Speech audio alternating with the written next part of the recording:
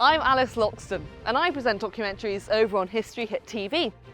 If you're passionate about all things royal history, sign up to History Hit TV. It's like Netflix, but just for history. You've got hours of ad-free documentaries about all aspects of the past. You can get a huge discount for History Hit TV. Make sure you check out the details in the video description and use the code REALROYALTY, all one word, when you sign up. Now, on with the show.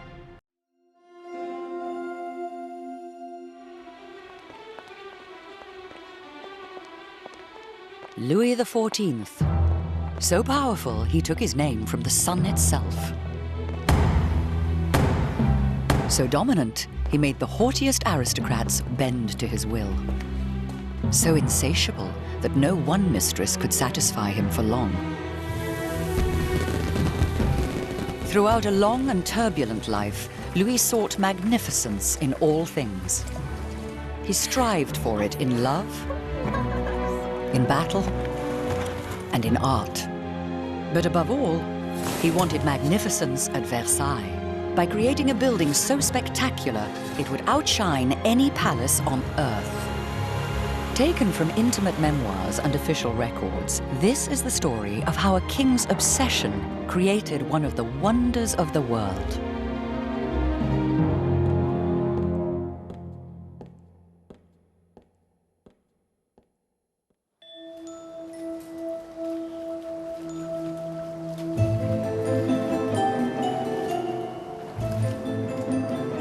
It started in a swamp. It was here, in a stretch of mosquito-infested marshland, that Louis, the 27-year-old King of France, decided to construct his new palace, near a small and unremarkable country town called Versailles. His courtiers were far from impressed. It was almost as though Louis had deliberately picked the worst possible site for his magnificent palace in order to prove to the world that his will was greater than nature.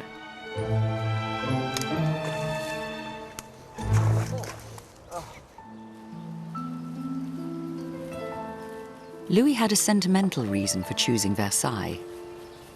It was the site of his father's old hunting lodge, and as a boy, he'd played and hunted here.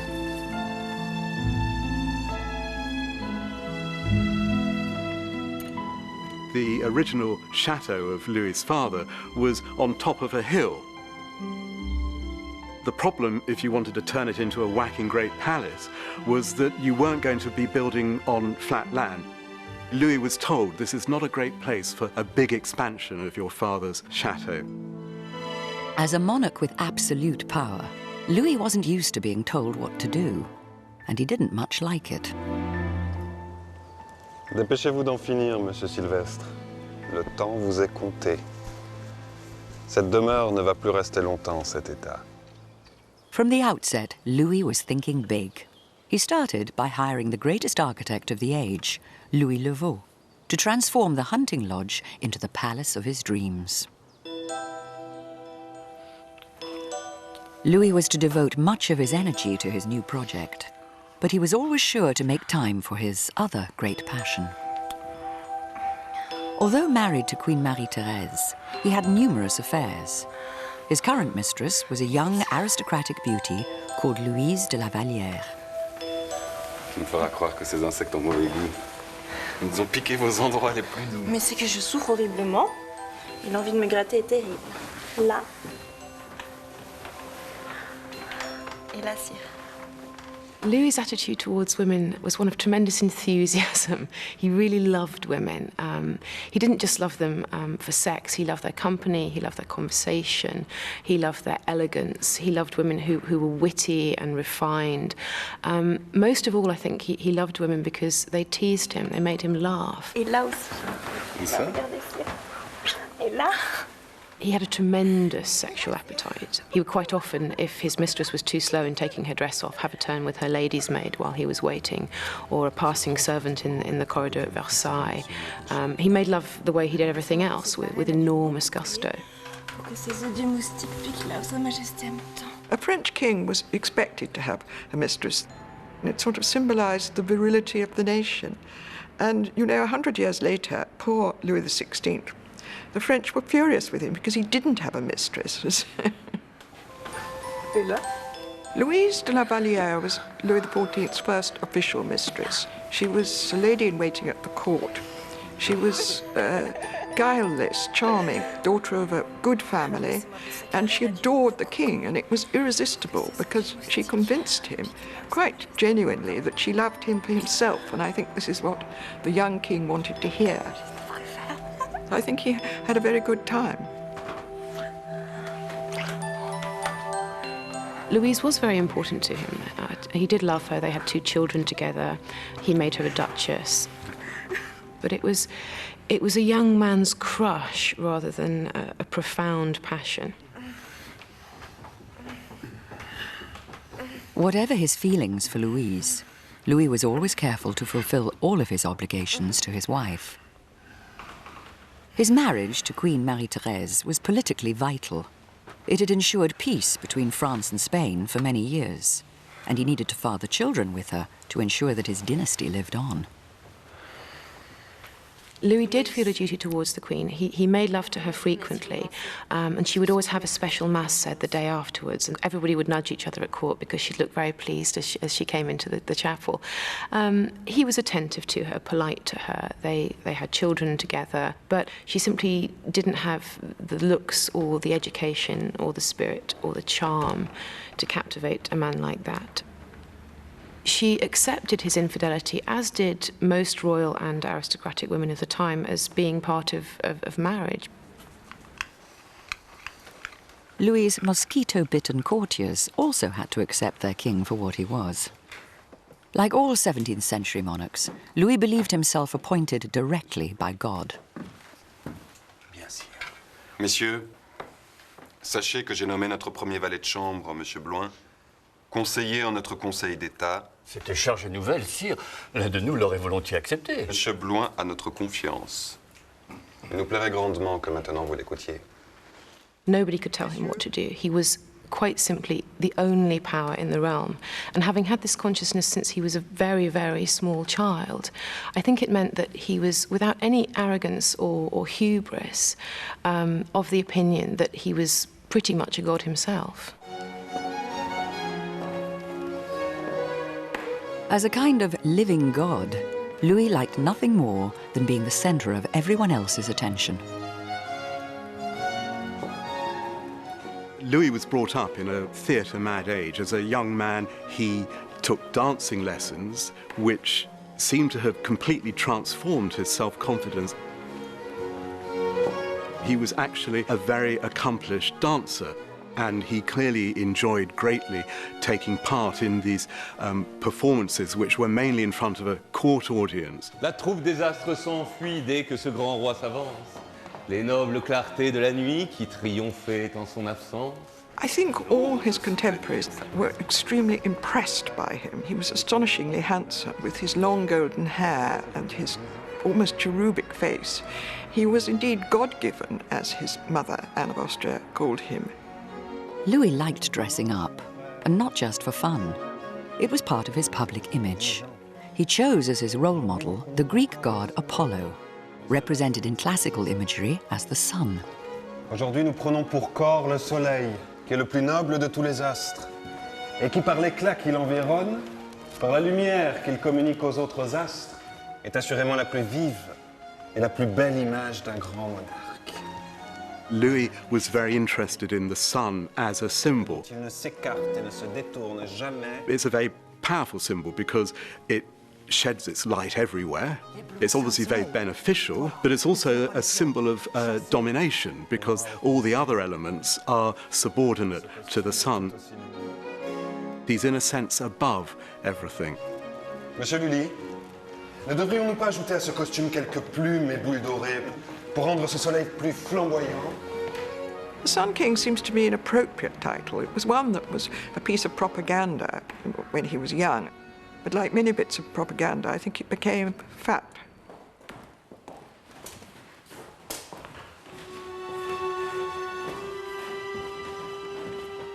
Louvo's plans for the remodeling of Versailles were complete and ready to present to his demanding boss.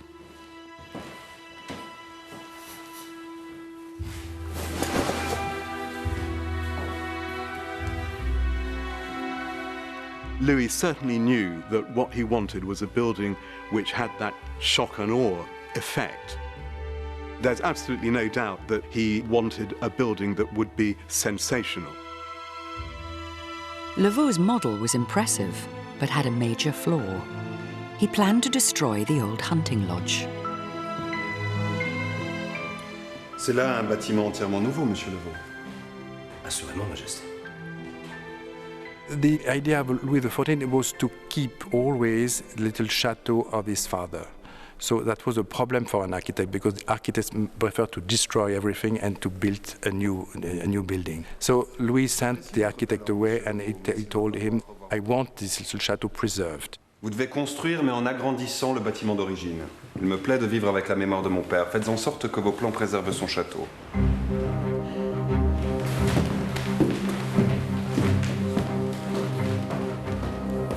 With Lavaux sent back to the drawing board, Louis turned his attention to the landscape. He wanted to expand the existing garden, adding ornamental lakes and groves lined with dazzling fountains. But he'd picked an awful site. There were no views, it's hemmed in by the sides of a valley. And also, Versailles wasn't naturally endowed, the region, with the sort of trees which Louis wanted for his garden. Louis's chief gardener was the century's most celebrated landscape designer, André Le Nôtre. Versailles would be the greatest challenge of his career. Comment vous en rendre grâce? En nous donnant avec vos jardins un avant-goût du paradis. But the Sun King did not want to wait for his earthly paradise, or for his trees to grow from saplings. Louis XIV wanted results, and he wanted them fast. This was really a theme of the whole sort of Project Versailles. And the solution was to uproot mature trees from other parts of France and bring them in, and a special contraption was invented, a horse-drawn contraption, which would allow these mature trees to be transported on, as you can imagine, these terribly bad roads from other provinces. Alors, monsieur, dépêchons, s'il vous plaît, dépêchons! With major new building work on hold, Louis instructed Lavaux to upgrade the interior of Versailles. On his inspection tours, Louis was accompanied by his entourage, including Mistress, Louise de la Vallière. But Louise now had a rival. Madame, faut-il aussi que je vous laisse ma place? Il se pourrait, madame, que ma place soit bientôt la vôtre. Monsieur Levaux, sont-ce bien là des miroirs de Venise? Les miroirs de Venise n'ont pas d'égal en pureté, sire. Nous n'en voulons pas d'autres. D'autres miroirs déformeraient le reflet de ces dames qui nous accompagnent. After a while, he became quite bored with Louise, and she hung around at court desperate to try and get his attention back. She never really did. So I think she probably suffered quite a lot. I think the king could pick and choose. Power is a great aphrodisiac, and a crown even more so. So naturally, I think he picked very beautiful women.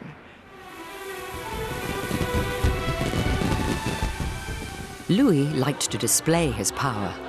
After winning a war against Spain, he celebrated with a huge party in the gardens of Versailles. It was also a chance for the king to show off the woman who had now replaced Louise as his favorite mistress. Her name was Madame de Montespan, and she was one of the most beautiful women in France.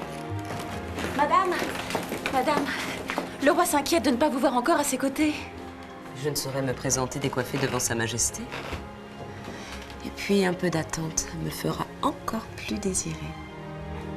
Montespan is such an attractive figure, I think. She was a tremendous goer. She loved everything to do with pleasure. She loved jewels. She liked marvelous clothes. She liked food, flowers, gardening. And above all, she liked sex, you see. And he did too. So he found absolutely the right maîtresse en titre for him. And she knew about having wonderful feasts and about having entertainments. So she was exactly the kind of person Louis envisaged as being suitable. At the same time, she was so beautiful, that ambassadors thought she contributed to the legend of the Sun King. The Sun King's festivities were about more than pleasure. They had real political significance. Louis was slowly turning his new palace into the most important and the most fashionable seat of power in Europe. The parties at Versailles, they've been described as pagan masses.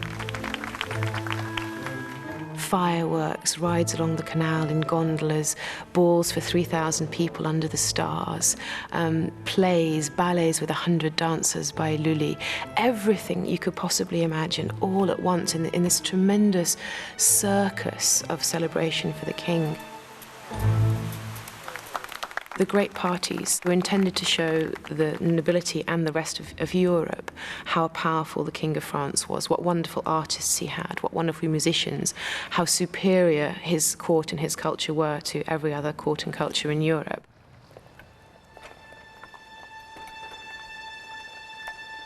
The king's former mistress, Louise, eventually gave up trying to win him back. After years of neglect, she decided to enter a convent, leaving behind the children she'd had with Louis.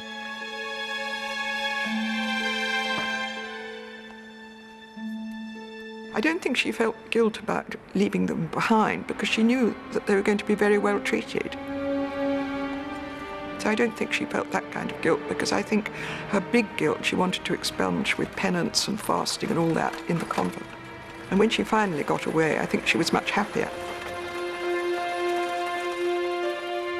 She became a very hardline nun, you know, haircut, hair shirt, praying and repentance, and generally ended her life more or less in the odour of sanctity.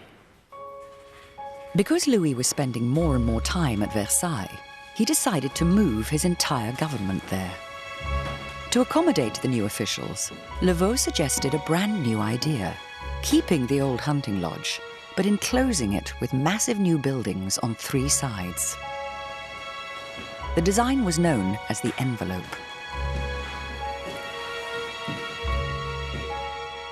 The chateau was preserved, but it was enveloped in this new building in a completely different style, which looked like a palace.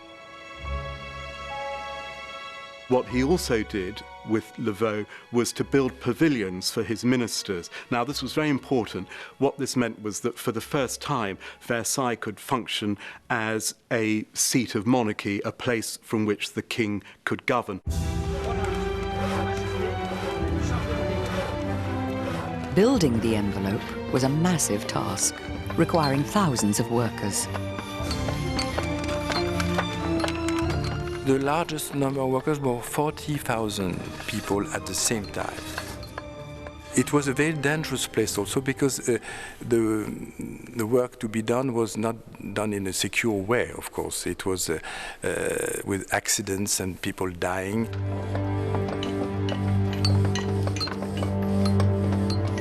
Louis was impatient to get the job done quickly. Work went on day and night. There was no health and safety regime, and the workers who were most at risk were the ones who were working high up. So, for instance, the roofers, the carpenters. We do know that there were a lot of accidents on site. Femme, laquelle d'entre nous n'a pas un mari estropié, un frère défiguré, un éclopé sur ce foutu chantier? And there were times when the death rate, the mortality rate was high, and in order not to demoralize the workforce, the corpses would be removed at night.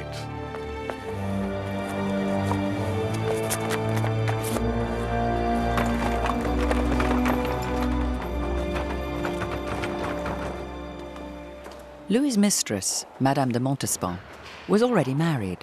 But that didn't stop her spending most of her time with the king, and he made sure she got the VIP treatment. She had a suite of 20 rooms, whereas the Queen had to make do with 11. They were gorgeously appointed, and he spent a lot of time in them. They included a bathroom, most unusual for the time, in which apparently he and Madame de Montespan spent many happy hours. Despite her elevated status, Montespan found it hard to share Louis, even with his own wife. J'ai cru que vous aviez eu un malaise. À l'ordinaire, vous ne restez pas aussi longtemps auprès de la reine.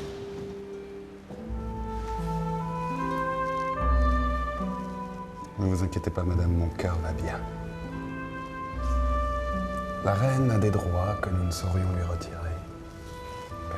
I don't think she was really jealous of the Queen, because after all, she had everything of Louis's real love, and she knew it. But I think she made scenes about the other mistresses when they came along as the years passed. And I think there are some men, possibly Louis among them, who rather like it if a woman is jealous and shows signs of caring. You know, she certainly complained like mad if she felt he was straying from what was, in fact, an illegitimate relationship.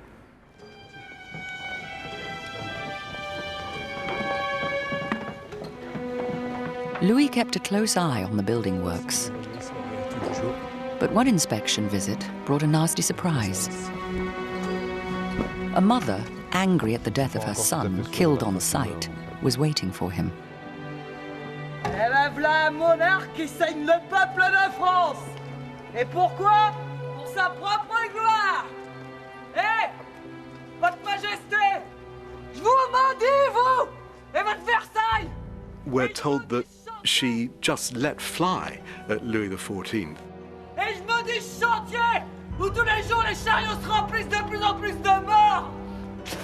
Tyrans! I mean, he was very surprised. He said, "What, is that me?" Et lâchez-moi! Putain de chien! Tyrans!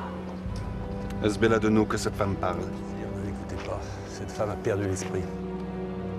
This was a courageous thing for this mother to have done because there were guards everywhere. And of course, as soon as she had said this, she was very quickly hustled away for her punishment.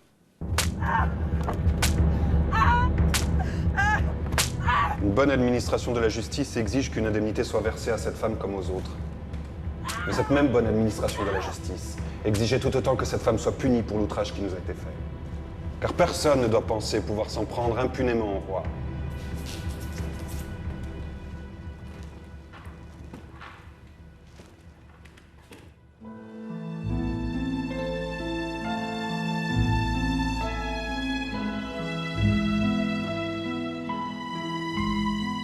Le Nôtre's ambitious plans were finally taking shape, and Louis's dream of creating the most spectacular palace in Europe was slowly becoming a reality.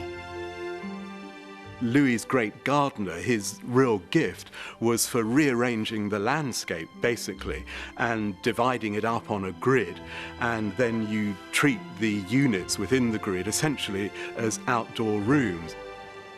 And then you would bring in all sorts of other people, water engineers, sculptors, architects, essentially to furnish these rooms.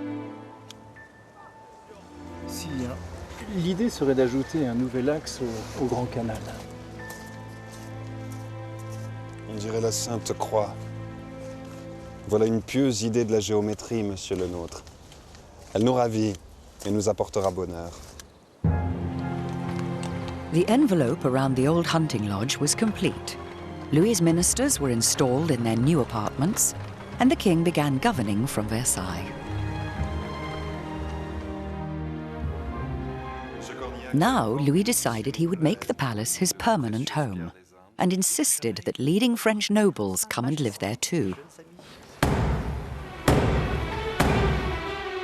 Allons, il est temps maintenant que l'on prenne toutes les dispositions pour que Versailles devienne la demeure du roi de France. There's no question that for Louis, the nobility, particularly the great court nobility, were an essential aspect of his kingship. They surrounded him with glory and status. This is a state where the ultimate decider on granting favour or refusing favour is in the hands of the king. If you were looking for a military command, if you were looking for favours for many of your clients, supporters and family, then the way to achieve this was by getting access to Louis, and to a lesser extent by gaining access to the ministers around Louis. But housing all the nobles would mean yet more building work. Louis' finance minister, Jean-Baptiste Colbert, worried about the cost. Du grand commun à l'aile du Midi, faites en sorte que tous trouvent la place qui leur revient. Versailles manque d'appartements. Sire, il va falloir encore construire. Bien, construisons, Colbert. Construisons. Si le roi est à Versailles, si rien ne peut se faire en France sans passer par le roi, toute la noblesse sera à Versailles. Louis wanted the nobility at Versailles in order that he could keep an eye on them. The message he wanted to give to his nobles was this: you don't need to rebel to get what you want. What you have to do is come and pay your court to me.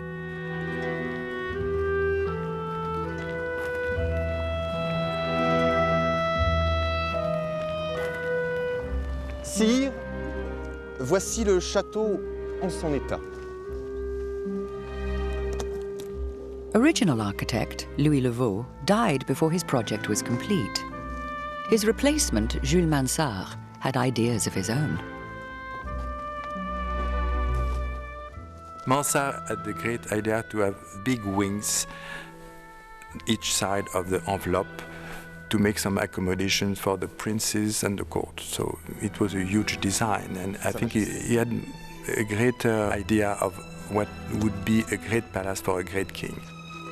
Si Votre Majesté veut bien se donner la peine de se pencher sur l'une des fenêtres, elle verra alors notre projet plus en détail.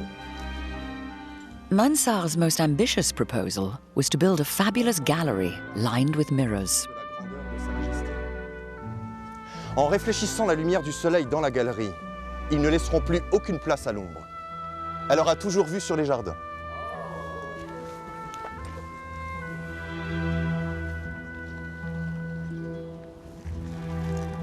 Monsieur Mansart, nous apprécions grandement votre art. Sire, merci. However magnificent the plans, Louis' experience with his builders was a familiar one. Everything took much longer and cost far more than the estimates. And they made a terrible mess. Nothing is more false than these gracious pictures of Versailles. It shows this stately place with everything perfect, you know, everybody gliding about. Actually, it was a huge building site. All the court ladies complained about it. The workmen starting at 6 a.m. My dear, the dust and the smell of wet plaster which got into their hair. It's exactly like today, exactly like what we feel on a tiny scale when our neighbours go building. Jamais nous ne délogerons. S'il y en a qui ne délogeront point de Versailles, ce sont bien les maçons. Must have been an amazing sight. I mean, the first day in at Versailles. Everybody starts jostling for bigger rooms and better rooms and a better position.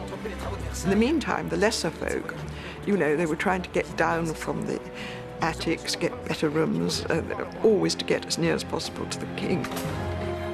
Impossible de s'y retrouver. Pas un endroit qui n'a été modifié 10 fois. En architecture, Sa Majesté ne sait que faire et défaire. Ce Versailles ne m'enchante guère.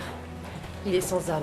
At night, there was this sort of great unrolling of mattresses all over the palace as servants and soldiers, guards, would, they'd go to sleep on the floor. The lavatory arrangements were pretty kind of basic.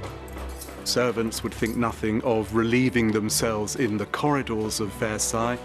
So you have this extraordinary attention on outward appearances and magnificent clothes, but alongside you have all these smells. I mean, you could have been in a farmyard. Avez-vous trouvé votre logement? Oh, pas encore, madame. Dans ce fourre-tout et ces cul-de-sac, je n'ai pu trouver que la grande galerie. Alors?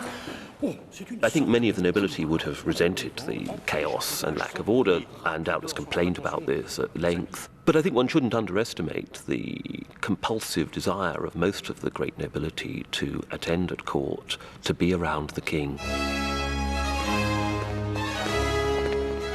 Louis' desire for magnificence extended to every aspect of his life, especially his wardrobe. He dressed in the finest cloth and expected his courtiers to do likewise. And when his hair began to recede, he adopted the fashion for elaborate wigs. A ½ inch of lace on a cuff, a gold or a silver button, whether your pearl was here on your collar or here. These could mean life and death to the courtiers. Fashion was hugely important, and it was a very important way for the aristocracy to distinguish themselves from the ordinary people. Louis influenced fashion to some extent. When he was a young man, he dressed quite flamboyantly, lots of cavalier silks and laces and ribbons. He was a bit on the short side, so he introduced a fashion for high-heeled shoes. His mistresses, perhaps, were more influential on fashion. Madame de Montespan invented various outfits, including one, the glorious déshabillé, which was a sort of tunic worn over trousers. And she invented this because it was very easy to take off. Normally, a lady's dress required 2 women to stand behind her to undo all the strings. And of course, Louis was an impatient man. He couldn't be bothered waiting. So she invented this outfit so that he could undress her discreetly and easily in private.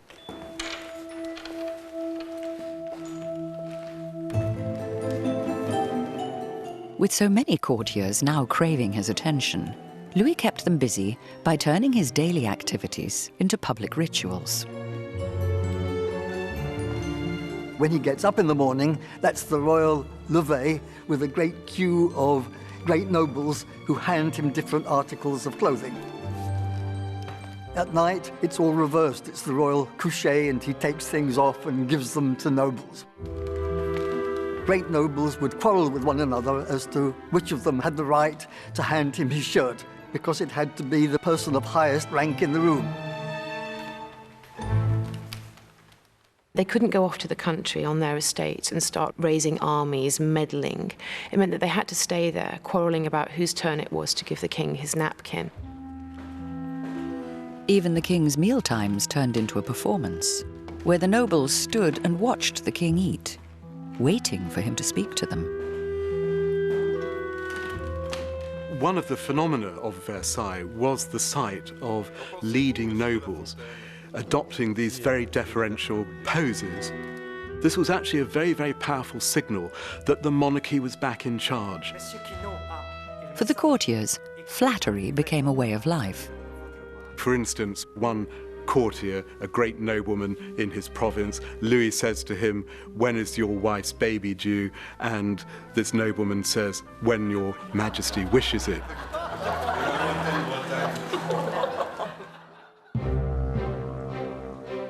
As well as accommodating thousands of courtiers and officials, Versailles was also used by the king to promote France itself.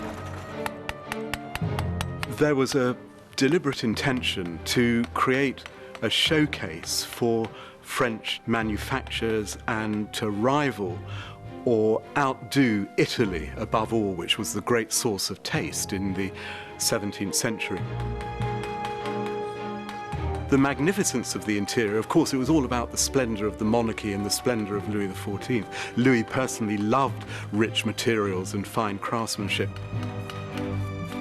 But it was also a careful orchestration of Louis XIV's, France's claim to lead Europe in terms of taste and the arts.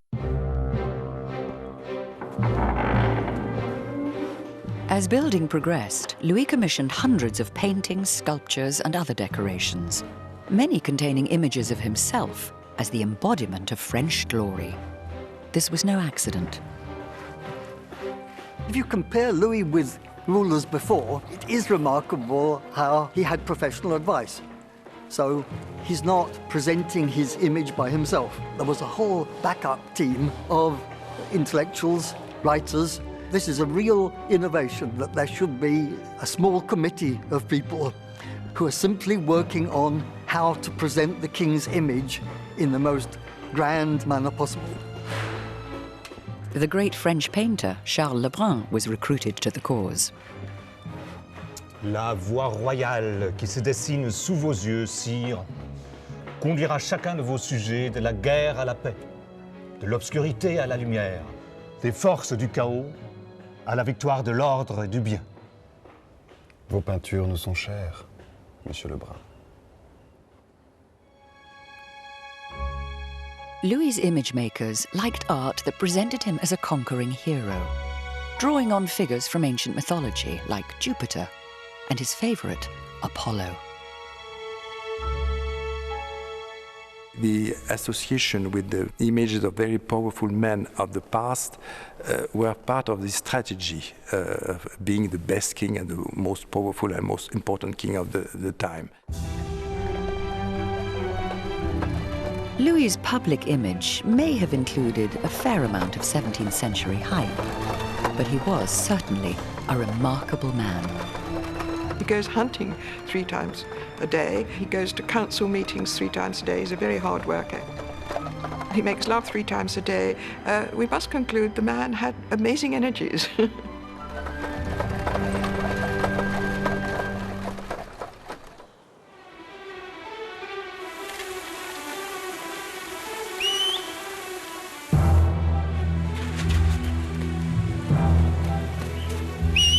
Louis's restless pursuit of glory and magnificence found expression in the gardens of Versailles. But even the king could not change the geography of a region that was critically short of running water to power the hundreds of new fountains that Le Nôtre had installed. And so, when the king took a stroll, his gardeners had to turn the fountains on as he approached, and then off again once he had walked past.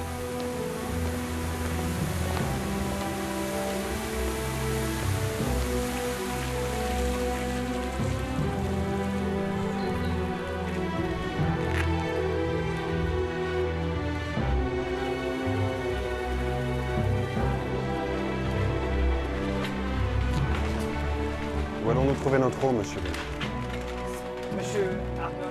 The problem of getting supplies of fast-running, high-pressure water were never adequately solved. Various attempts were made to find alternative sources from quite far away from Versailles. The celebrated machine of Marly, a series of vast water wheels which were intended to bring water up from the Seine and deliver it to the Palace of Versailles. This provided water, but not enough. The great and final scheme involved building a full-scale Roman-style aqueduct. This was abandoned as being too expensive, and the result, of course, was that the great gardens of Versailles never had enough water to drive all the fountains simultaneously.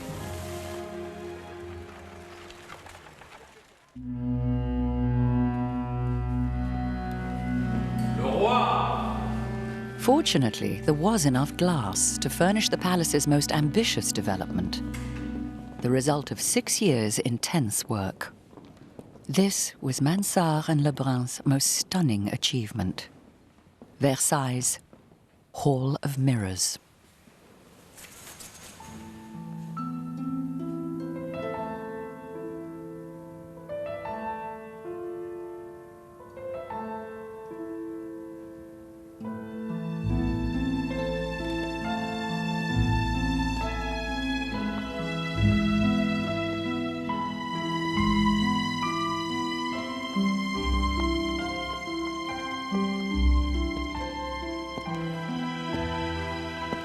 Personne n'en croit ses yeux. Tout le monde pense rêver. C'est que, madame, en quelque endroit du monde cette galerie n'est en rien comparable. I think the effect of the gallery is more a dream. Wonderful light given by the mirrors, and I think it's very impressive and astonishing. Versailles est un triomphe, sire. Versailles is undoubtedly one of the great palaces. Louis would have wanted us to think of the chateau as an integrated whole, not to focus on specific items, whether the Hall of Mirrors or the Great Canal. And as an integrated unit, it completely outshines, I think, almost every other palace ever conceived or built.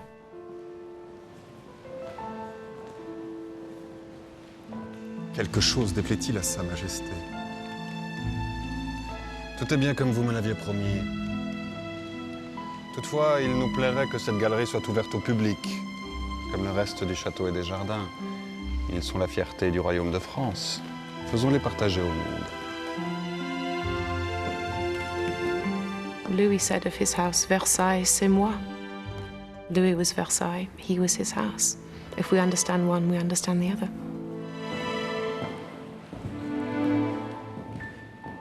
the king wishes to assert his authority and maintain his position, he has to do it through display. Versailles is an ideal theatre set on which he can act out what he regards as his royal duties. Versailles, from this point of view, fulfills those requirements better than almost any other building that could be imagined.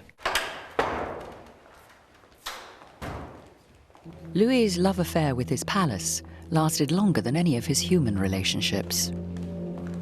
After 14 years, 9 pregnancies, and 7 children, Montespan was beginning to lose her looks and her hold on the king. Madame de Montespan began to fall out of favour because, inevitably, after 9 pregnancies, her figure wasn't quite what it was. She became rather blousy, she drank too much, she gambled too much, she made a nuisance of herself with her tantrums, and I think, as happens to a lot of women, the more she felt her man slipping away from her, the more needy and clingy she became, and the more needy and clingy she became, the more she drove him away. Sire, vous n'avez plus un seul moment pour m'écouter, alors que j'ai tant de choses à vous dire. Plus tard, madame. Un autre jour. But I think Louis was also undergoing quite a significant personal transformation. He was becoming much more religious. Madame de Montespan was a married woman. Committing adultery with an unmarried woman was one thing, but double adultery was sacrilege. It was a tremendous scandal, and he was becoming conscious of the fact that his way of life was really compromising the state and compromising his kingship. Louis turned to a very different woman, Madame de Maintenon, governess to his illegitimate children. Maintenon was pious, quiet, and intelligent, qualities that a middle-aged Louis had come to admire. Poor Madame de Maintenon had to do everything. She had to act as a cook, a plumber, a gardener, as well as a teacher and a nursemaid. It was exhausting. And she did this so well that Louis began to pay attention to her. He noticed this intelligent woman, this calm presence. Slowly, slowly, Madame de Maintenon began to seduce the king. Calmez-vous, madame. Me calmer! Rejected mistress, Montespan, was distraught. J'étais loin d'imaginer. Allons, madame. On dit que la Maintenon est plus dévouée à Dieu qu'à Sa Majesté. Notre roi va vite se lasser de ses prières. Il aime trop la chasse, la fête et la beauté. Croyez-moi. Vous êtes sûre? Mais oui, madame. I think it was the rise of Montano in the first place which really riled her, because she found she'd made a mistake. She'd underestimated another woman. Montano was poor and a widow and innocuous and very pleasant and intelligent. And she didn't spot that Louis might actually fall in love with a woman like that, you know, and it might be a very seductive thing to him in quite a different way from her own seductive powers. And I think for a couple of years at least, she was extremely angry. When Louis's long-suffering queen, Marie-Thérèse, died, he was free to marry again, and he turned to the quiet governess. She'd not only won his heart, she'd convinced him she could help save his soul. The 17th century mentality was very different. The attention paid to salvation, dying in a state of grace so you didn't go to hell, was enormous. And Louis, who in some ways was quite simple, took this very, very seriously. And I think Montano persuaded him that she could help him towards his salvation. As Maintenon was a commoner, the king could only marry her behind closed doors.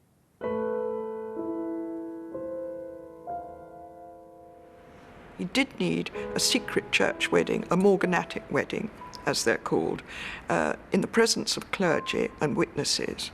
After that, he's all right with God and the church. He can go to communion. It's all perfectly okay.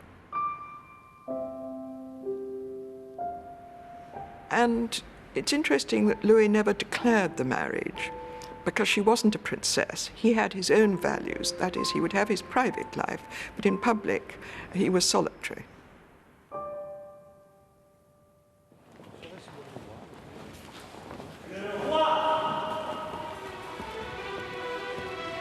In public, Louis concentrated on running his palace.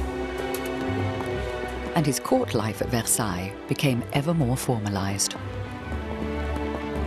I think the establishment of the full court at Versailles really turned it into the great social, political, power-broking centre of France. Versailles was exciting if you thought like a French nobleman, because Louis XIV was your host. You would spend the evening in the physical presence of the King of France. You would be admitted to his gaming table. You would be invited to dance in front of the king. Now, for nobles, this was an enormously prestigious, an enormously flattering thing.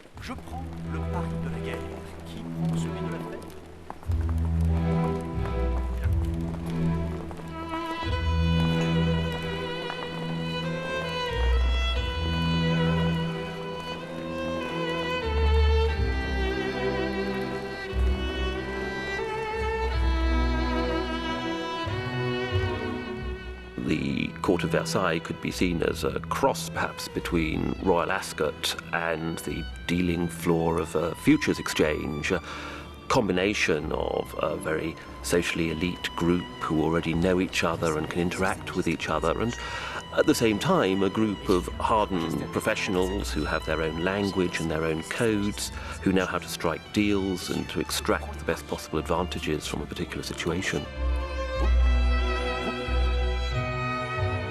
Versailles was the original hotbed of scandal. The phrase with which everyone began their conversation was on dit, it's being said. They're saying this, they're saying that. All day, these whispers of rumour would travel about the palace, and people would send each other little bulletins by sedan chair to report on what was going on in the different rooms. And that, of course, made it a tremendously claustrophobic place to live. You couldn't do anything without everybody knowing about it.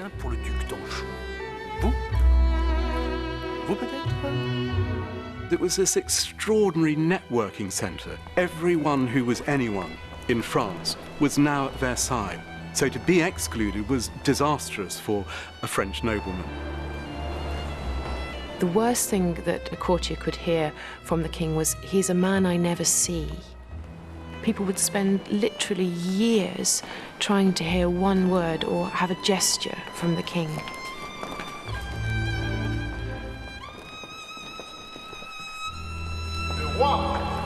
With the nobility now so dependent on him, Louis could fully immerse himself in the role he was born to play. He emerges as this absolutely consummate performer. The whole regime at Versailles hinged on your having this extraordinarily charismatic figure who could perform in all the right ways for this enormous audience which he had assembled around him. But Louis was only human, and after years of good health, he began to suffer from a serious medical problem, an anal fistula. Restez encore un peu. Vous souffrez le martyre. Comme j'aimerais, madame. La France ne veut rien savoir de mes douleurs. Et le roi se doit entièrement à ses sujets. This was an extremely serious condition in the context of the 17th century. The risk of it becoming gangrenous, that the pus would seep into the rest of the body and infect, was very great indeed. Untreated, it would almost certainly have killed the king. The only way that it was likely to be cured was through invasive surgery. Such surgery had had a very poor success rate. But Louis instructed his doctors to go ahead. His senior physician devised a new instrument especially for the operation. The doctors involved in the operation practiced on a number of others who had anal fistulas beforehand, but it was nonetheless still a very risky operation. In the 17th century, the doctors were much more likely to kill you than cure you. Huge effort was made at Versailles to keep the details of this secret, because it was felt so likely that the king wouldn't survive, that the diplomatic repercussions of this would sweep through Europe.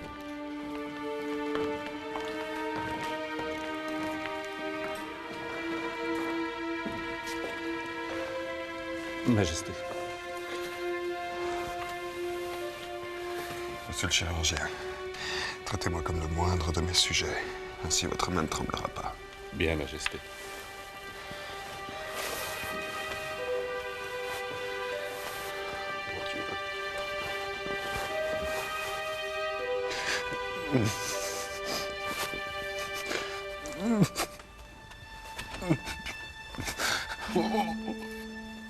He was so stalwart during the operation. He never spoke at all. Imagine the pain. No anesthetic.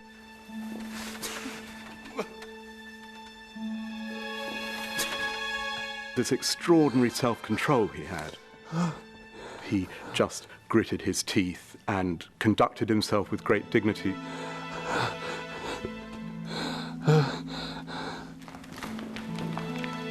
La fistule à l'anus de Sa Majesté est bien réduite. Maintenant, il faut prier pour le salut total du roi.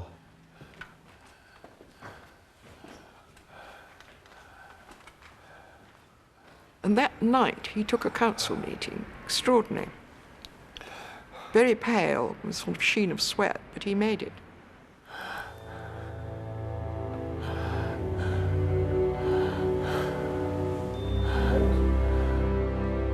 Louis recovered his health, but other troubles were looming. His fame and success had earned him many enemies. 2 years after his operation, France began a costly war against Spain, England, and Sweden. As the fighting dragged on, some of Versailles' silver was quietly removed and melted down to pay the king's soldiers. Unable to win the war, Louis signed an unfavorable peace treaty, conceding territory to his enemies. The Sun King was finally in decline, and although he continued to make small improvements to his great palace, he lost much of his enthusiasm. Ces nouveaux travaux sont-ils bien utiles? L'opéra, sire. C'est vrai que notre Versailles a beaucoup manqué d'un opéra. Mais il est trop tard, monsieur Mansart. Faites notre nouvelle chambre. Et pour l'opéra, nous laisserons cela à nos successeurs.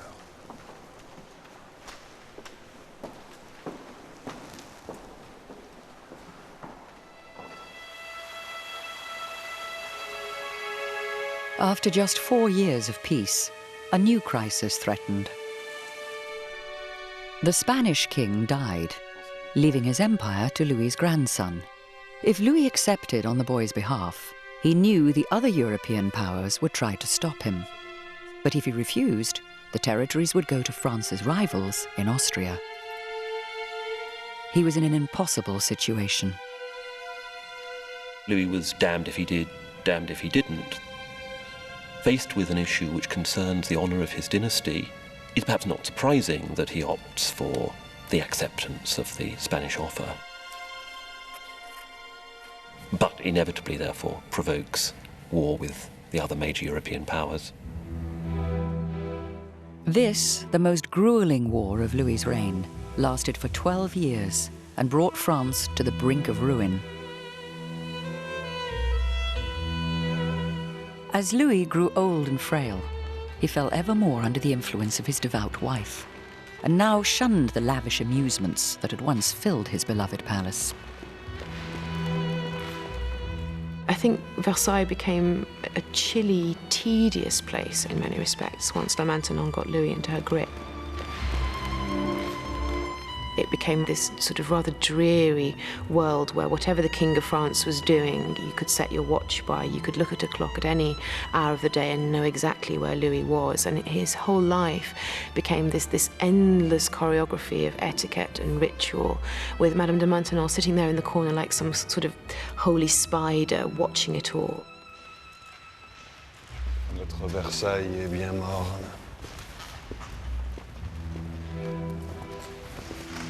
Ces fêtes que vous donniez ne faisaient qu'exacerber les vices de vos courtisans. Et sire, vous dépensiez sans compter. Maintenon was a comfort to Louis when he needed it the most. Illness took the life of many members of his family, including a son and grandson, and he was haunted by the legacy of his wars. I think Louis was a tragic figure in his final days. I think the tragedy began with the sudden deaths of so many of his nearest and dearest. Louis had Montano by his side, but she said about him that sometimes he would be alone with her, he'd shut the doors, and then he would just weep about the way things had gone. I think it was a very sad old age, you know, outliving his descendants and having led France into these wars which seemed so wonderful when he was winning them and became so ghastly when he wasn't.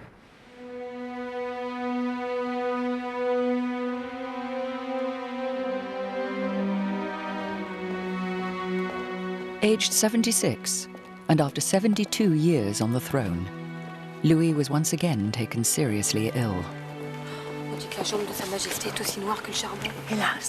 No one expected Louis XIV to live as long as he did. When Louis finally weakens in the last year of his life, it's a result of a gangrenous infection which gradually spreads from his leg to the rest of the left side of his body.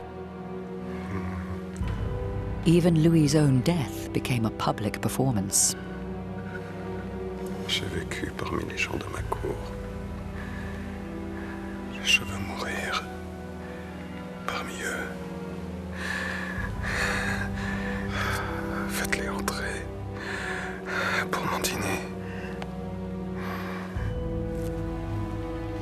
In spite of their long intimacy, Montano wasn't actually at the king's side when he died, and that was not the practice. By her own wish, she went off to a convent to be among ladies who would succour her and sympathize with her, leaving him to priest and ultimately to God.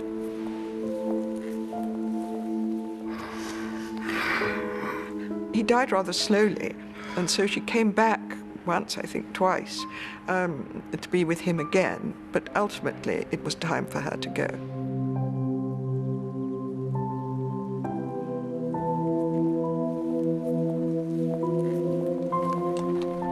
The heir to the throne was a really tiny child, the little 5-year-old boy, and he's brought in to see his grandfather, and his grandfather sort of tells him to be a good king, but says, "I have loved war too much." Very sad, dying words from Louis XIV, certainly true.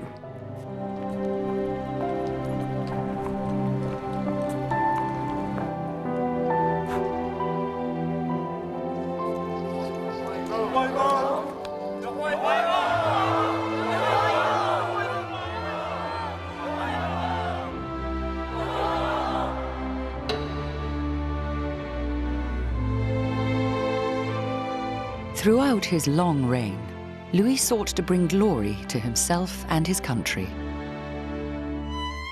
That lifelong devotion, expressed in the extraordinary palace he built at Versailles, is the reason he's become part of the very essence of France.